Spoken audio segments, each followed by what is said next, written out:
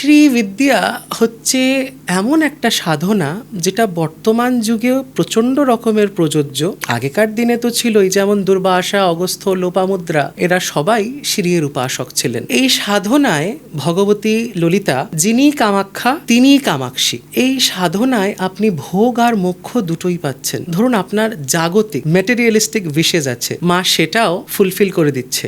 আবার তারপরে আপনার সাধনার পরে জীবনের শেষে মাই আপনাকে মায়ের লোকে নিয়ে যাচ্ছে, ঠিক যেমন ছোট সন্তানকে মা কোলে করে নিয়ে যায়। এবারে আমাদের কাঞ্চিতে মা দক্ষিণাচারে পূজিতা, ওখানে ওনাকে কামাক্ষী বলা হচ্ছে। আবার উনি আমাদের আসামে গৌহাটিতে, যেটাকে তন্ত্ররাজ পীঠও বলা হচ্ছে, মা কামাখ্যা। এবারে প্রশ্ন হতে পারে যে একই মা দু জায়গায় দুটো নাম কেন, বা দুটো এরকম সত্তা কেন? মা যখন সন্তানকে পালন করছেন তখন তিনি মাতৃময়ী, কিন্তু যখন সন্তানের ওপরে কোনো সমস্যা হয়, যখন কোনো বিপদ আসে, মা তখন প্রচণ্ড রূপ ধারণ করেন। তাই জন্যে আপনি যদি কামাখ্যায় সাধন করেন, খুব তাড়াতাড়ি মা ওখানে প্রসন্ন হন, আপনার মনোবাঞ্ছা খুব তাড়াতাড়ি পূর্ণ হয়।